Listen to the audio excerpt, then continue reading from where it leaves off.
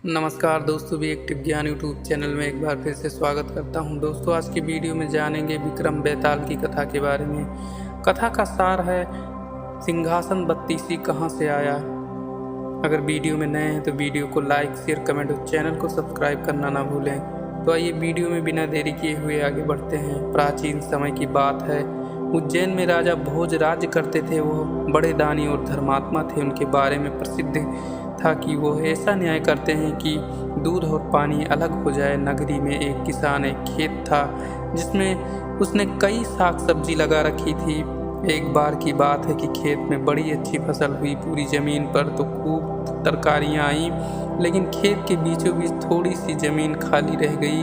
हालांकि किसान ने उस जमीन पर भी बीज डाले थे, लेकिन वहां कुछ भी नहीं हुआ। किसान ने वहां खेत की रखवाली के लिए एक मचान बना लिया। जब भी किसान मचान पर चढ़ता अपने आप चिल्लाने लगता, कोई है राजा भोज को पकड़ लाओ और सजा दो, मेरा राज उससे ले लो, जाओ जल्दी जाओ। सारी नगरी में यह बात आग की तरह फैल गई और राजा भोज के कानों में पहुंची। राजा ने कहा, मुझे उस खेत पर ले चलो, मैं सारी बातें अपनी आंखों से देखना और कानों से सुनना चाहता हूँ। राजा भोज जब उस जगह पहुँचे तो उन्होंने भी वही देखा कि किसान मचान पर खड़ा है और कह रहा है, राजा भोज को फौरन पकड़ लाओ और मेरा राज उससे ले लो। यह सुनकर राजा चिंतित हो गए, चुपचाप महल में लौट आए। उन्हें रात भर नींद नहीं आई। सवेरा होते ही उन्होंने राज के ज्योतिषियों और जानकार पंडितों को इकट्ठा किया। उन्होंने अपनी गोपनीय विद्या से पता लगाया कि उस मचान के नीचे कुछ ऐसा छिपा है।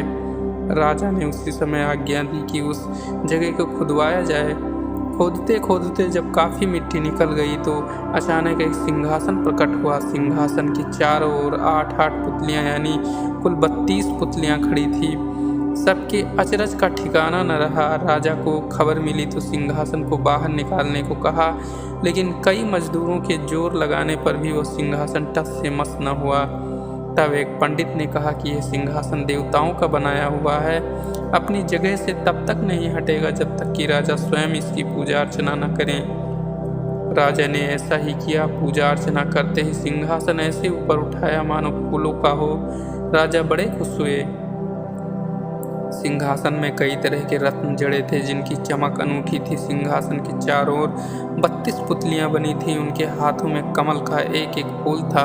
राजा ने हुक्म दिया कि खजाने से रुपया लेकर सिंहासन दुरुस्त कराएं। सिंहासन सुंदर होने में 5 महीने लगे। अब सिंहासन दमक उठा था।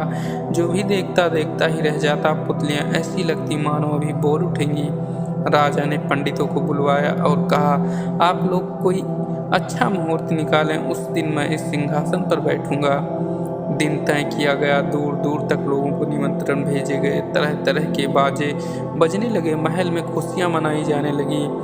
पूजा के बाद जैसे ही राजा ने अपना दाहिना पैर बढ़ाकर सिंहासन पर रखना चाहा कि सारी पुतलियां खिलखिलाकर हंस पड़ी। लोगों को बड़ा अचंभा हुआ कि यह बेजान पुतलियां कैसे हंस पड़ी। राजा ने अपना पैर खींच लिया और पुतलियों से पूछा, ओ सुंदर पुतलियों, सच सच बताओ कि तुम क्यों हंसी। पहली पुतली का नाम था रत्नमंजरी। राजा की बात सुनकर वो बोली, राजन आप बड़े ही तेजस्वी हैं, धनी हैं, बलवान हैं, लेकिन इन सब बातों का आपको घमंड भी नहीं। जिस राजा का यह सिंहासन है वो दानी, वीर और धनी होते हुए भी विनम्र थे, परम दयालु थे। राजा बड़े नाराज हुए। पुतली ने समझाया, महाराज इस सिंहासन परम प्रतापी और ज्ञानी राजा विक्रमादित्य का है। राजा बोले, मैं कैसे मानूं कि राजा विक्रमादित्य मुझसे ज़्यादा गुणी और पराक्रमी थे।